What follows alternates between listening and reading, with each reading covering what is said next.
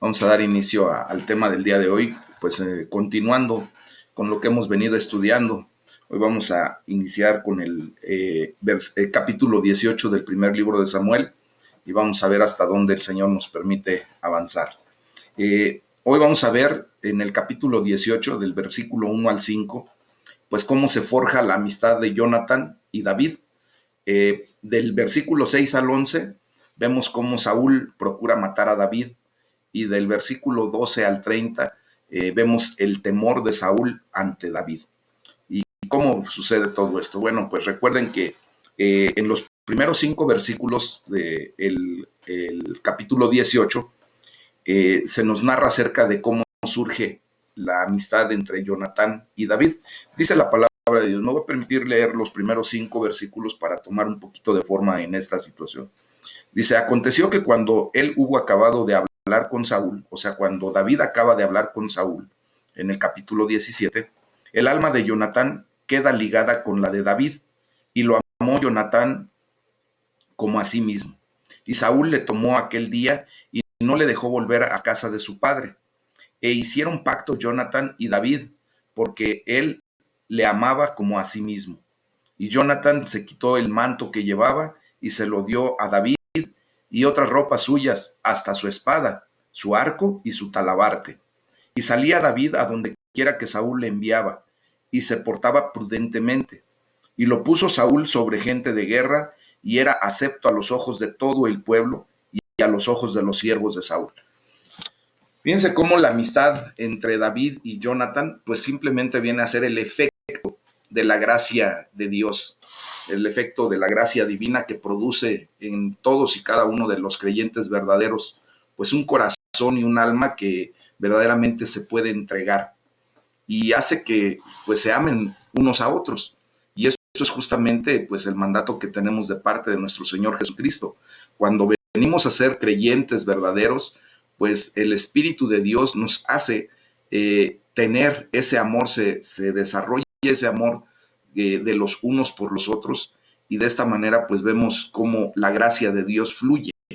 Bueno, esta unión de almas pues viene de la comunión con el Espíritu de Cristo, con el Espíritu Santo de Dios, en donde Él es el que verdaderamente une esos corazones, y pues los asuntos carnales, todo eso trivial que de repente vivimos, en donde a lo mejor podemos hasta llegar a una discusión, pues son demasiado débiles como para separar verdaderamente a dos corazones que han sido unidos por la gracia de Dios. Los que amamos a Cristo, pues nosotros estamos dispuestos a unirnos a Él en un pacto eterno. Y pues ciertamente esta es una vista muy breve de cómo, por ejemplo, a David, pues Dios lo pone, ¿verdad?, en una gran prueba del poder de la gracia de Dios.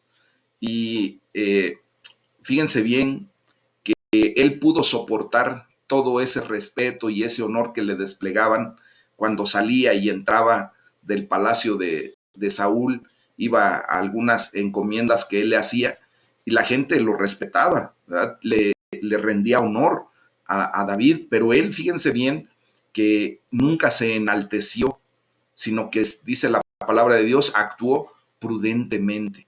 Esta es una enseñanza que nos debe quedar bien clara, mis amados, porque seguramente cuando nosotros, obviamente, que estamos obteniendo la dirección de Dios, que estamos obteniendo la enseñanza divina, pues mucha gente, obvio que empieza a considerarnos en alta estima, de diferente manera, porque empezamos verdaderamente a experimentar la presencia de Dios en nuestras vidas.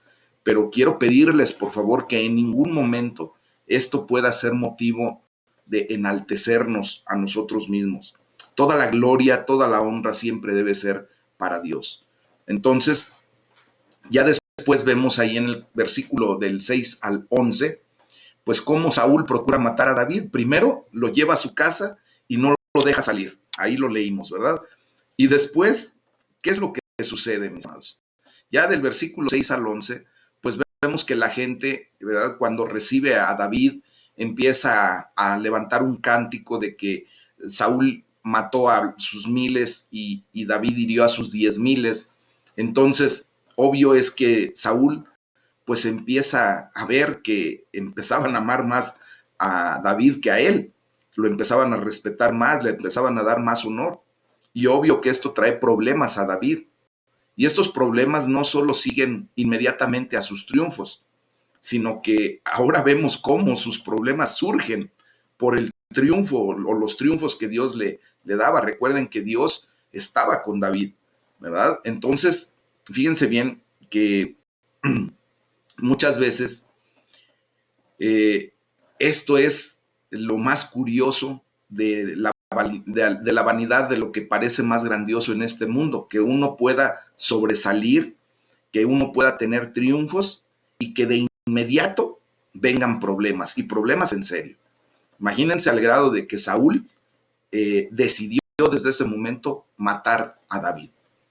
Fíjense que la señal de que el Espíritu de Dios se ha ido de los hombres es que ellos, así como Saúl, pues se vuelven increíblemente irritables, envidiosos, desconfiados, de mal genio, andan ya nada más a las vivas, ¿verdad?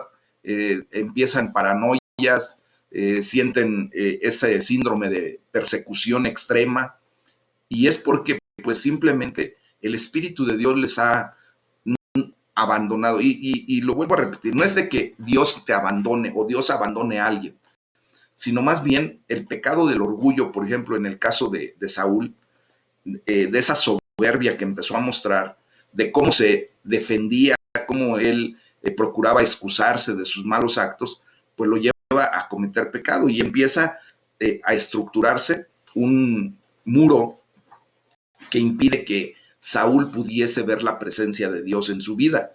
Y esto es lo que desarrolla justamente una irritabilidad, una envidia, desconfianza, mal genio, celos, todo eso porque el ser humano siente que ya la presencia de Dios no está con él.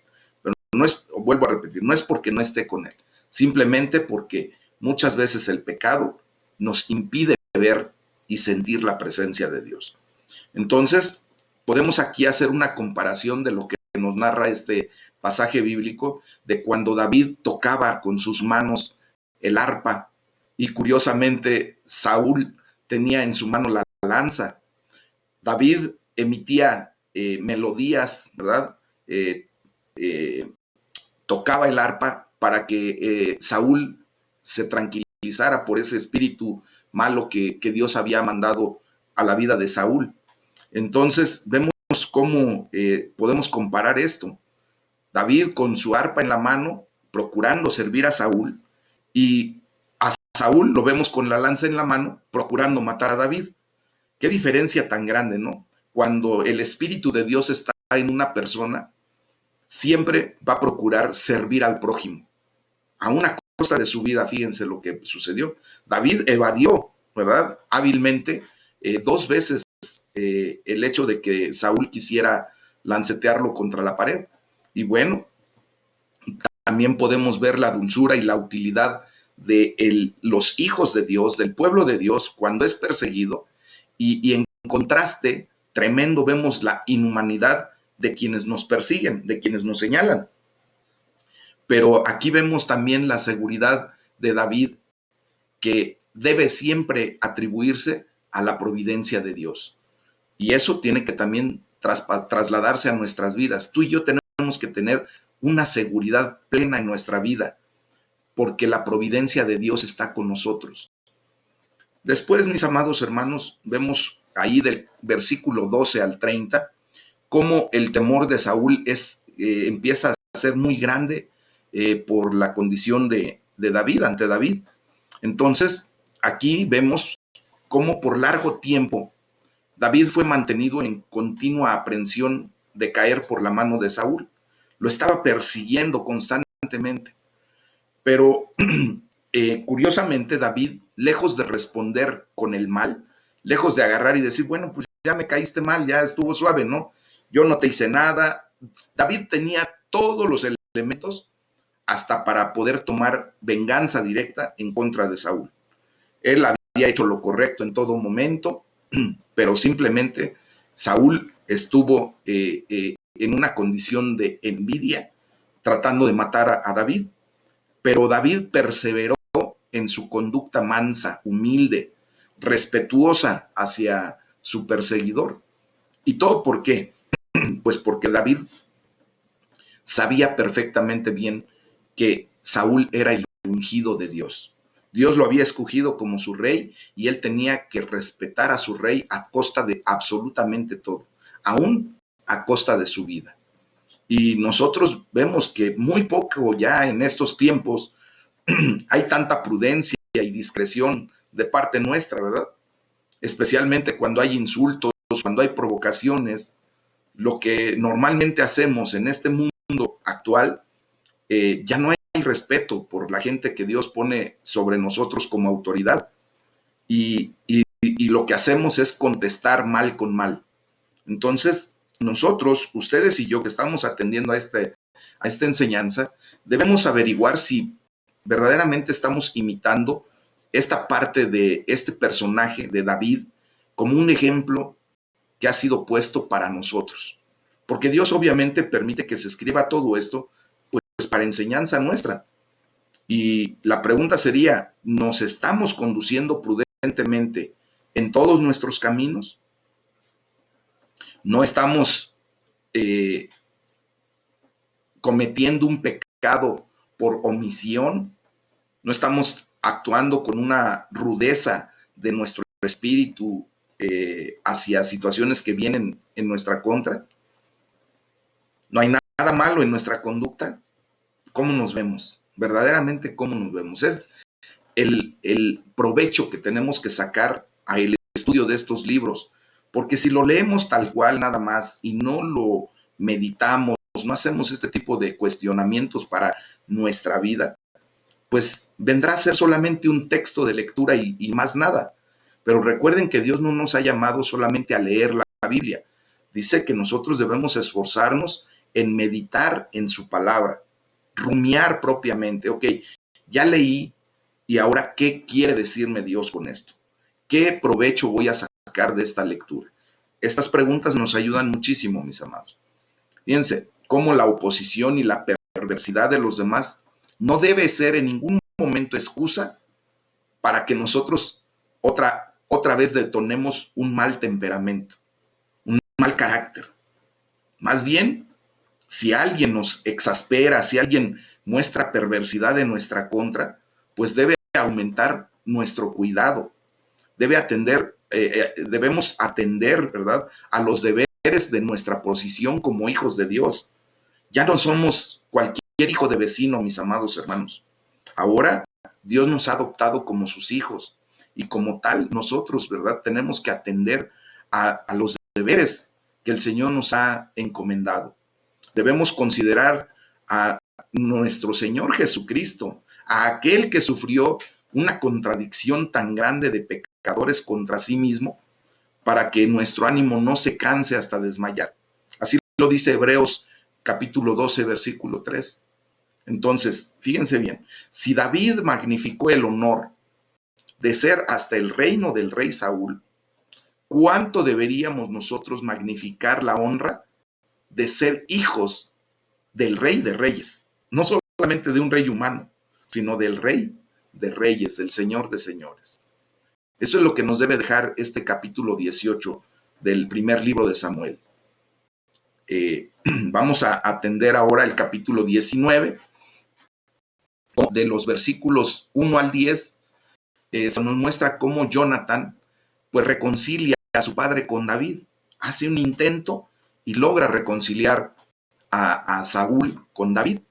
Pero aquí hay que tener mucho cuidado porque Saúl es mentiroso, es engañador y él trata de matar otra vez a David.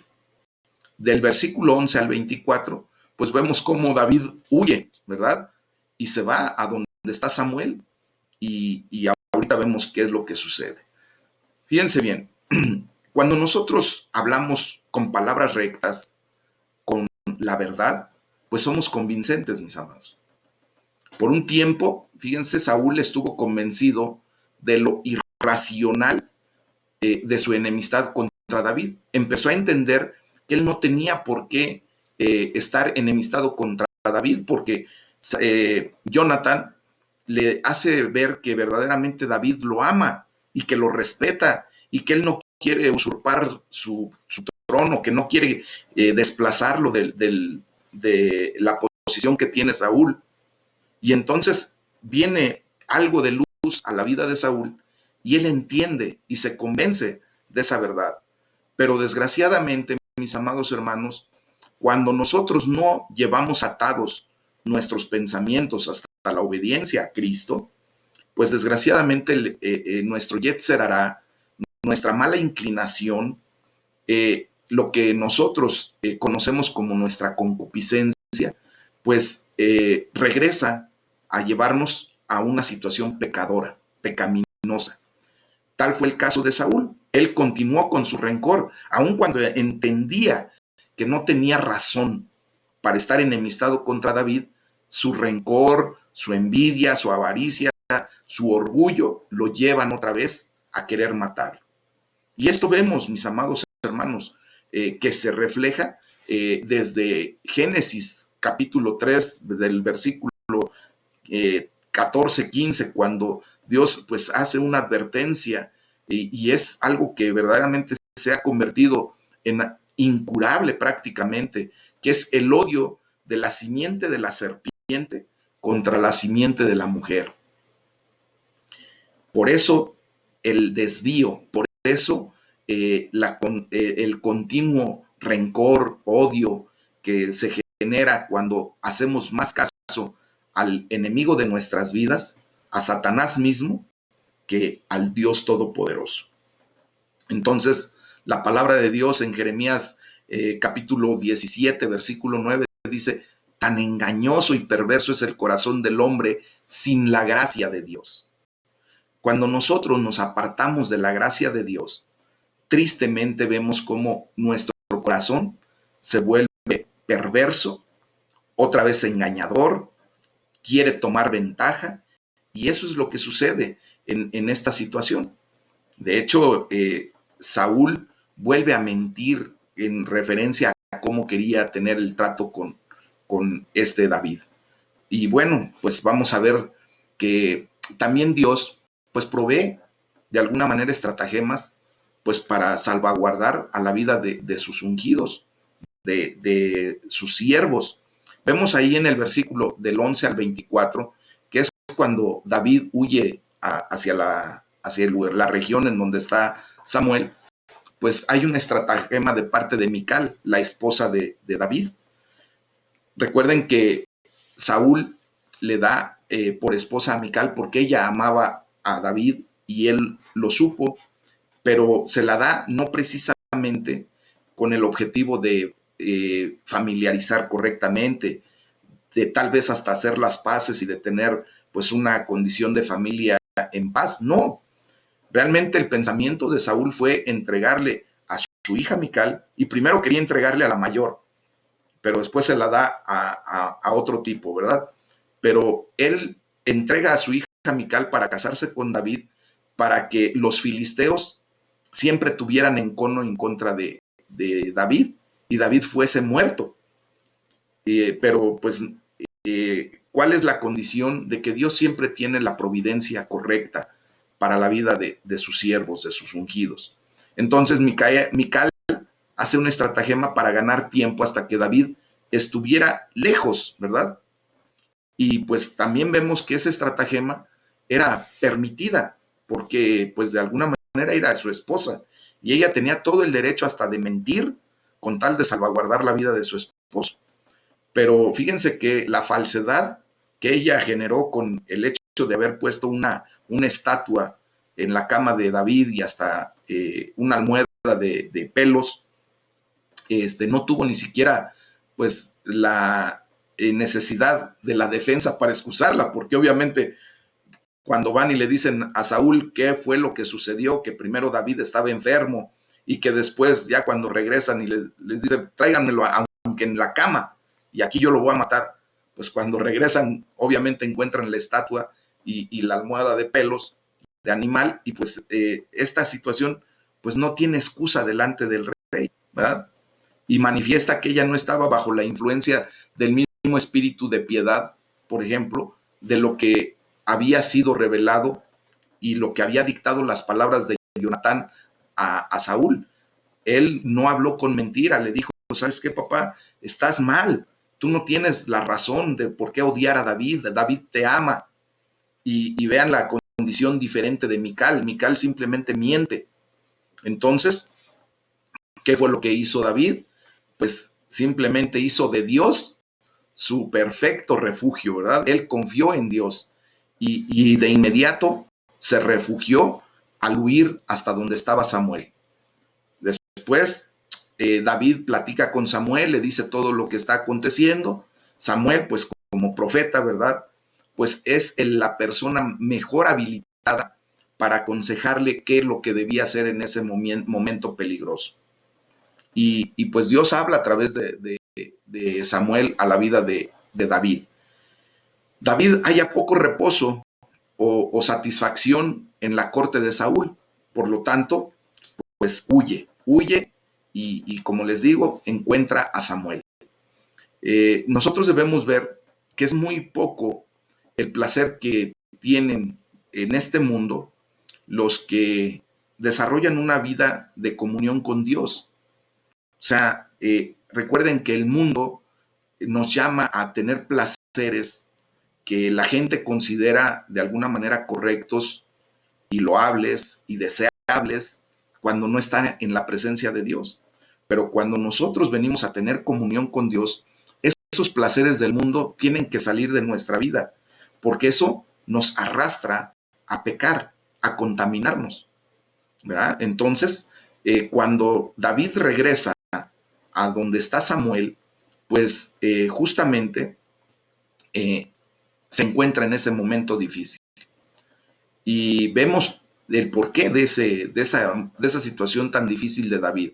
Pues Saúl buscaba a David, la sangre de David propiamente, con impaciencia, y tan inquieto estaba en contra de David, que aunque una providencia tras otra le frustraron, porque obviamente Dios salvaguardaba la vida de David, pues no lograba darse cuenta que David estaba bajo la protección especial de Dios. Y él sí estaba en contra de los designios de Dios. Entonces, fijémonos bien, cuando Dios toma este tipo de caminos para proteger a David, de hecho, hasta Saúl profetiza. ¿Se acuerdan que en ese momento, si ya leyeron ese pasaje, dice la palabra de Dios que estaban una compañía de profetas y venía el Espíritu de Dios y profetizaban? Saúl mandó a sus siervos para que trajeran a David, y era tanta la presencia del Espíritu Santo que hasta esos siervos empezaron a profetizar, y luego manda a otra compañía y lo mismo, y hasta mismo Saúl va y pues vive la experiencia de que el Espíritu Santo estaba derramándose de tal manera, ¿verdad?, que hasta él mismo profetiza. Miren, muchas personas tienen grandes dones, pero tristemente nada de gracia. Y por eso el apóstol Pablo, ¿verdad?, hace algo bien espectacular cuando dice, podemos tener todos los dones del mundo, pero si no tenemos amor, de nada sirve. Si no tenemos la gracia de Dios, venimos a ser como címbalos que solamente retiñen, que hacen ruido y no pasa más nada. Ahora sí que como dice el dicho, ¿verdad?, mucho ruido y pocas nueces. Bueno, pues así hay muchas personas, mis amados. Dios ha derramado dones en la vida de la iglesia, en la vida de mucha gente, pero tristemente no buscan la gracia de Dios, no buscan la presencia de Dios. Entonces vemos cómo mucha gente puede hasta profetizar en el nombre de Cristo, pero son desconocidos por Él. ¿Se acuerdan cuando nuestro Señor Jesús fue el que enfatizó ese punto cuando le dicen, llegarán un día y vendrán y me dirán, Señor, en tu nombre echamos fuera demonio, profetizamos, hicimos grandes proezas en tu nombre? ¿Y qué va a decir Él? Apártense de mí, hacedores de maldad, no los conozco. ¿Por qué? Porque cuando no está el amor de Dios, cuando no está la gracia de Dios en la vida de una persona, estamos haciendo todo, pero equivocadamente. Entonces, nosotros, ustedes y yo, que estamos atendiendo a esta enseñanza, debemos procurar diariamente, día con día, mis amados hermanos, renovar la gracia que será en nosotros como un pozo, como un pozo de agua que brota para la vida eterna. Y allí se cumplirá ese decreto que nuestro Señor Jesucristo hizo cuando dice que de nosotros brotarán ríos de agua viva.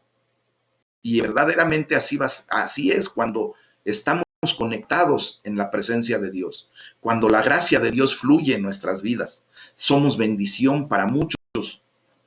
Y por eso es necesario que todos los días de nuestra vida busquemos la presencia de Dios. Vengamos delante del Rey y le pidamos que nuevamente llene nuestra copa. El día de ayer, mis amados hermanos, gastamos la unción que el Señor nos dio, el afán del día de ayer, se llevó con él pues todo lo que Dios trajo a nuestras vidas para el día de ayer. Hoy es necesario que alcemos nuestras manos y le digamos, Señor, ven a mí. Por favor, necesito de tu presencia en mi vida, necesito de tu guianza divina, necesito de tu gracia. Me humillo delante de ti reconociendo que yo soy nada si tú no estás conmigo. Y entonces viviremos una condición diferente. Nosotros tenemos que aferrarnos a la verdad y a la santidad, pero con un propósito pleno en nuestro corazón de servir a Dios, de adorar a Dios con ese tipo de actitud, con la verdad, con la santidad, mis amados. Miren, en todo peligro y problema, tú y yo tenemos que aprender a hacer lo que hacía David, buscar de inmediato la protección de Dios, buscar el consuelo de Dios, buscar la dirección de las ordenanzas de Dios. Cuando tú y yo nos decidimos a que no vamos a dar un paso más, no vamos a avanzar, si no es Dios el que nos dirige, estamos haciendo lo perfectamente correcto, mis amados. Yo le doy la gloria a Dios por la vida de todos ustedes cuando ya toman esa decisión de dar pasos de fe que verdaderamente nos llevan a decir, Señor, yo hoy no me muevo si tú no me diriges. ¿Qué quieres que yo haga el día de hoy? Porque yo sé que tú eres el único que verdaderamente sabe hacia dónde tengo que dirigirme. Esos son los pasos de fe que tenemos que aprender a dar, mis amados. Si el Señor te lleva es más, por ejemplo, a ofrendar algo que tú dices, caray, ¿cómo necesitaría yo esto? Pero si Dios te lleva a ofrendarlo, hazlo con el corazón. Y tú vas a ver cómo Dios no te va a quedar a deber nada. Dios va a proveer, Dios te va a bendecir. Pero son pasos de fe que tenemos que aprender a dar. Si Dios te lleva a pagar una deuda porque tú la tienes, aun cuando tú te puedas quedar en cero y decir, híjole Señor, pero si yo pago al rato, ¿qué voy a hacer? Si Dios te está ordenando y tienes en ese momento la capacidad, tú hazlo. Y tú vas a ver cómo el Señor te va a bendecir. Porque tú estás confiando en Él, en su provisión. No estás confiando en lo material o en las cosas superficiales que tienes en el momento.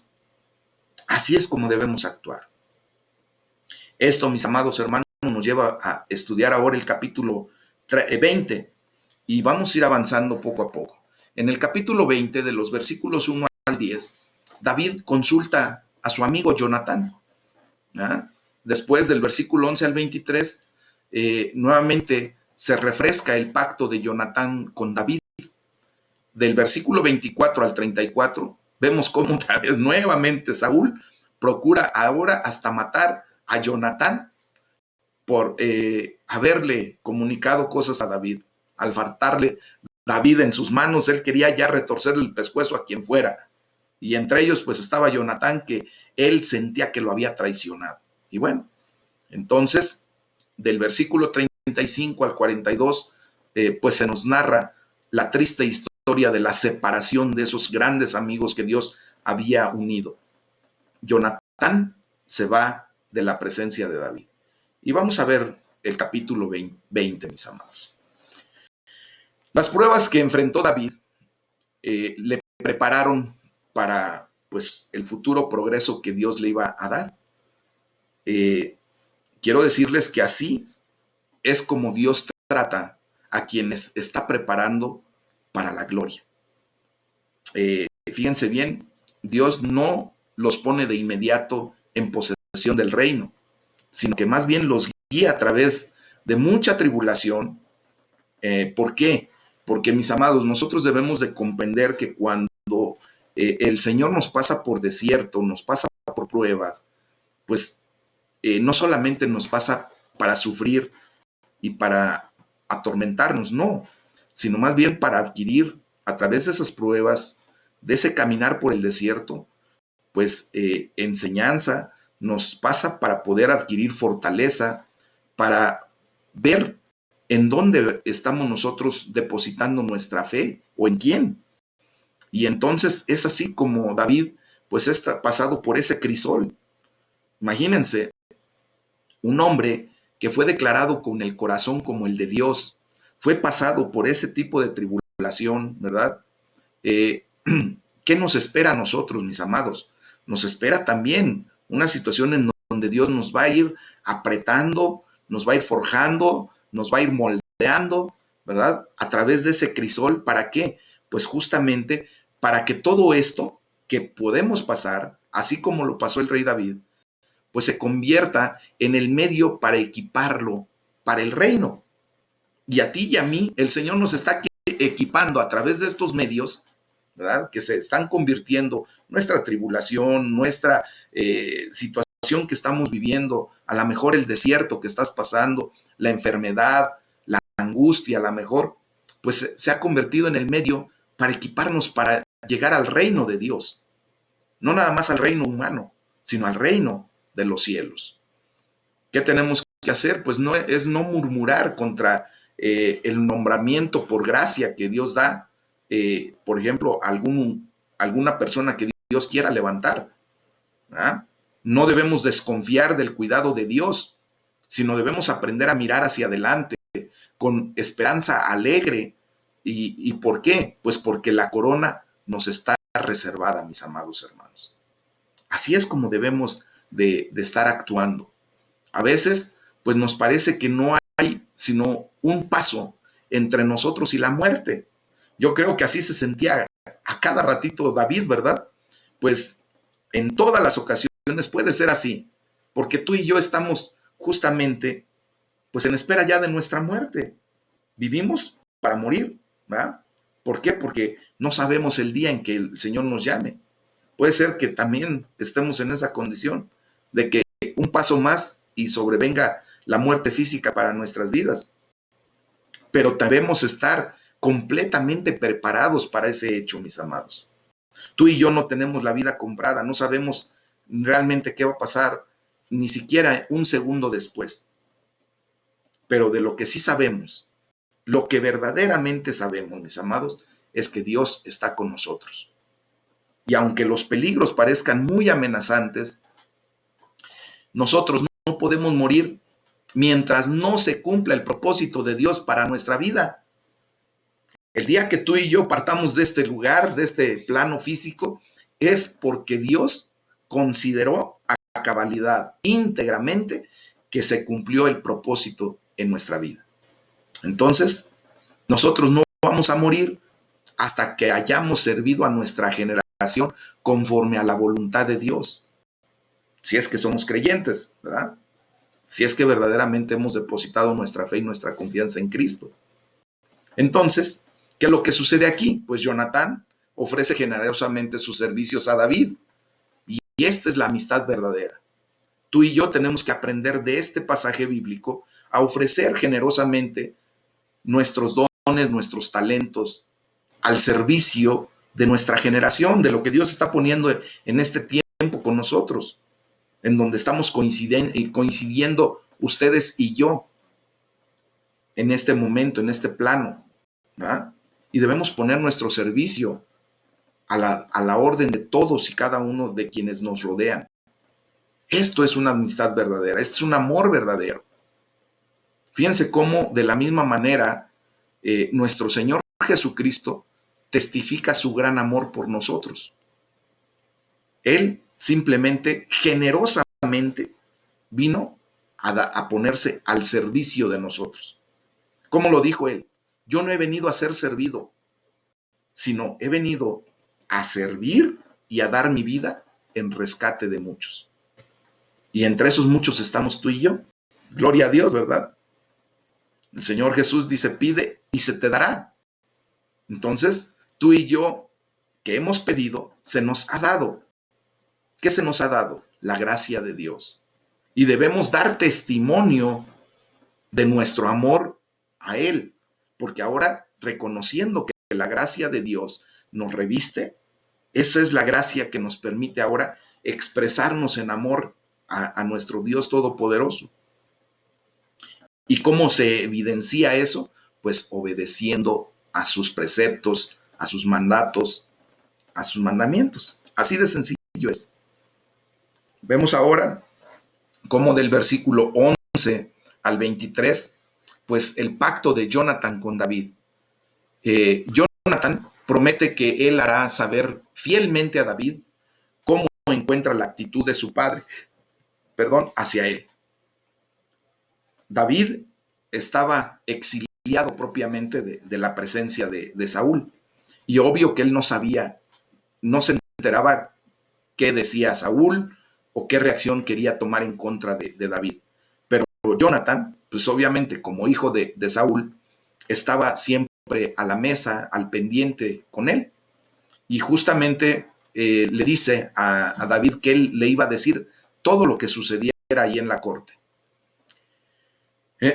Fíjense bien, esto lo debemos entender de una manera muy especial. Esto debe ser bondad hacia nosotros mismos cuando actuamos de esa manera, ¿verdad? Y hacia los nuestros, cuando adquirimos interés en quienes son favorecidos por Dios y hacernos amigos hasta de sus amigos. Jonathan desarrolló un amor genuino por David, pero también vemos cómo ese amor genuino deriva en una consecuencia muy benévola para la descendencia de Jonathan posteriormente. Por eso, ustedes y yo tenemos que preservar la amistad que Dios permite que se desarrolle entre nosotros mismos, el amor que debemos dispensarnos entre nosotros, porque tú y yo no sabemos en qué momento esta amistad va a traer dividendos de parte de Dios a beneficio no solamente de nuestra persona, sino de nuestras generaciones. Y hemos visto aquí somos testigos de cómo una amistad que empezó a florecer entre padres, después se ve reflejada de alguno de esos padres hacia el hijo del otro, hacia el nieto del otro. Y vemos la bendición de Dios. La amistad verdadera, mis amados hermanos, descansa sobre una base firme y es capaz de acallar la ambición, el amor propio, la autoconsideración, la consideración indebida de los demás. O sea, nos tiene que traer a ser mejores personas para con todos.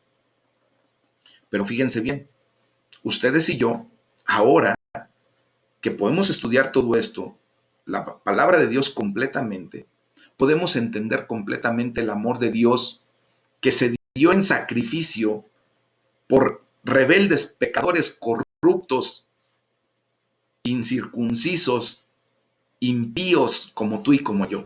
Así de sencillo. Tú y yo ahora podemos entender completamente el amor de Jesús, porque aún en nuestra perversidad, en nuestra pecaminosidad, Él se dio en sacrificio para el rescate nuestro. Qué grande entonces debe ser el poder y el efecto de nuestro amor por Dios, imagínense. ¿Cómo debemos desarrollar ese amor por Él, por la causa de Jesucristo y por los hijos de Dios, por todos y cada uno de nosotros? Nosotros debemos desplegar un grande amor, mis amados, más grande que el que podemos ver en el mundo sin Cristo. Hay gente que hasta se mata por amor, ¿verdad? Tenemos un Romeo y Julieta. Yo ahí considero que no había amor, ahí había un orgullo desmedido. Pero bueno, cada quien sabrá.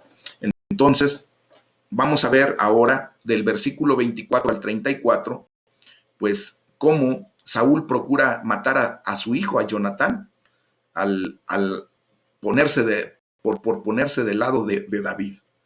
Pues vemos cómo David se muestra siempre muy constante, perseverante, para asistir a los deberes sagrados. Él llegaba cada año, y más bien cada vez que era el tiempo de la luna nueva, a sentarse a la mesa de Saúl durante el tiempo que Saúl pues estaba en paz con él, y lo hacía pues en una condición como un deber sagrado, porque había sido llamado a la mesa del rey.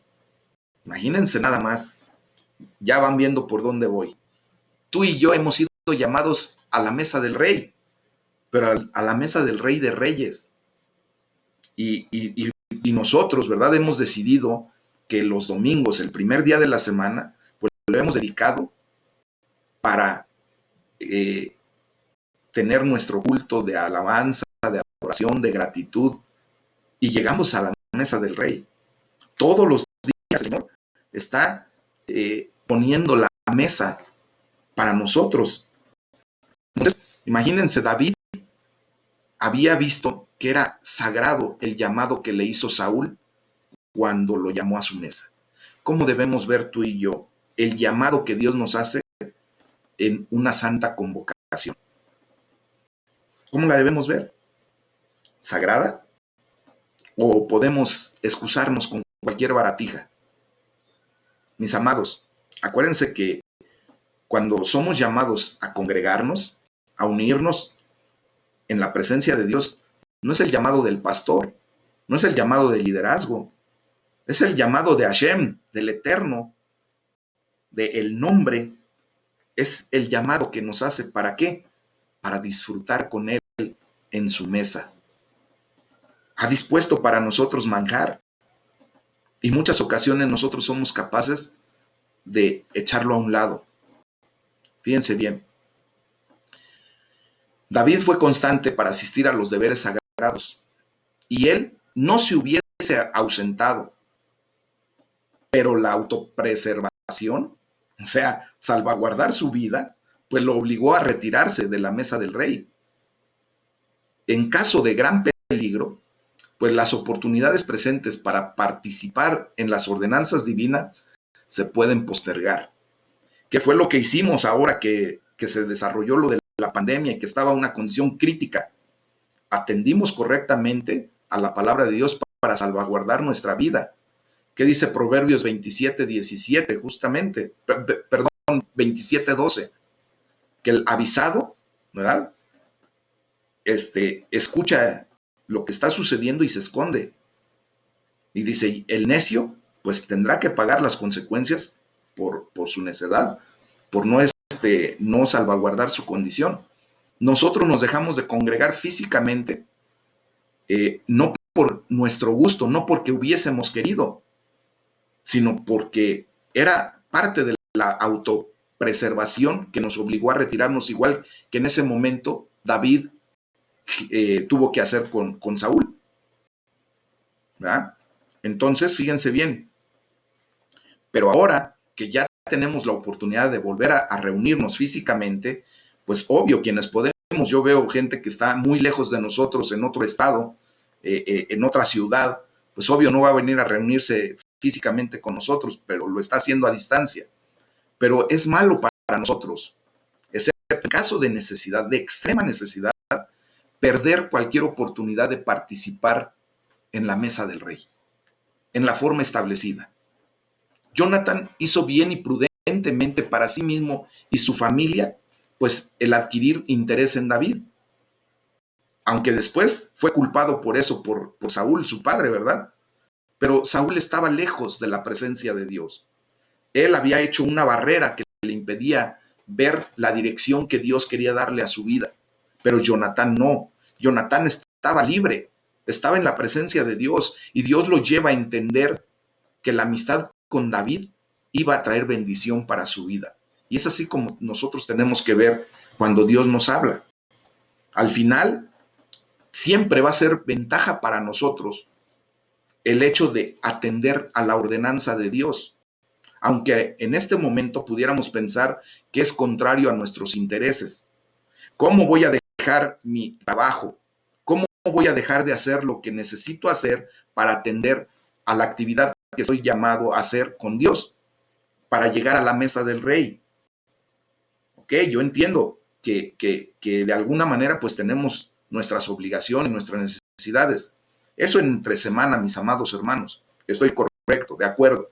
Pero también para eso Dios estableció en nuestra vida, en este centro de formación cristiana, ¿verdad? 2 horarios, en la mañana y en la noche. Yo le doy la gloria a Dios por quienes se deciden conectarse en la mañana y atender a la mesa del rey en la mañana, gloria a Dios. Por los que deciden conectarse en la noche, también qué bueno. Por los que deciden conectarse en los 2 horarios y pueden, pues gloria a Dios. Pero los domingos, ¿cuál podría ser tu excusa? ¿Cuál debería ser tu condición? Yo les he pedido que por favor, es más, preparen su domingo un día antes, preparen sus cosas el sábado para que el domingo, ¿verdad? Sin tener que pelear, discutir, hacer hasta lo que no, porque no encuentran las zapatillas que se querían poner o el sombrero que se iban a llevar, tengan a la mano sus cosas y salgan gustosos, gozosos, no estar peleando por trivialidades. Entonces, mis amados hermanos, nosotros debemos de pensar correctamente que si somos llamados a la mesa del rey, siempre va a ser para bendición, aunque de momento pudiera verse como contrario a nuestros intereses. Vemos cómo Saúl se enfureció. ¿Ah? ¿Qué es lo que la ira provoca en la condición del hombre? Cuando la ira viene a generarse hasta pecado, la palabra de Dios dice, airaos, pero no pequéis. O sea, nosotros podemos mostrar nuestra diferencia, el hecho de que no estemos de acuerdo con algo, pero eso no nos tiene que llevar a pecar. Por ejemplo, Saúl se enfureció, parecía una bestia salvaje, sedienta de sangre, ¿ah? Y fue convertido en hombre de ira, así, de desobediencia. Entonces, mis amados, nosotros tenemos que llegar al punto de entender todo esto para perfectamente dirigir nuestros pasos hacia donde debemos. Ya del versículo 35 al 42, mis amados hermanos, Jonathan, tristemente, como les decía, pues se va de la presencia de David. La separación de los 2 amigos que eran fieles, que tenían un amor entrañable entre ellos, fue triste para ambos. Pero el caso de David era más lamentable. ¿Por qué? David tuvo que dejar todas sus comodidades. Y lo más triste para él fue tener que dejar el santuario de Dios, a donde él encontraba refugio, fortaleza. Tuvo que dejar todo eso.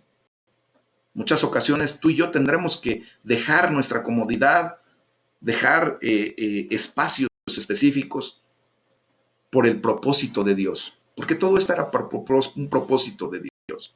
Estaba llevando a David a condiciones extremas para que David viera quién realmente era su fortaleza, quién realmente era su gloria. Amén. Entonces, nosotros como hijos de Dios, como cristianos, pues no debemos entristecernos como los que no tienen esperanza. Algún día tú y yo tendremos que separarnos físicamente. ¿Quién será primero? Solo Dios sabe, ¿verdad? Pero un día tendremos que morir y tendremos que tener esa separación dolorosa, sí. Triste, sí. Pero necesaria, mis amados hermanos.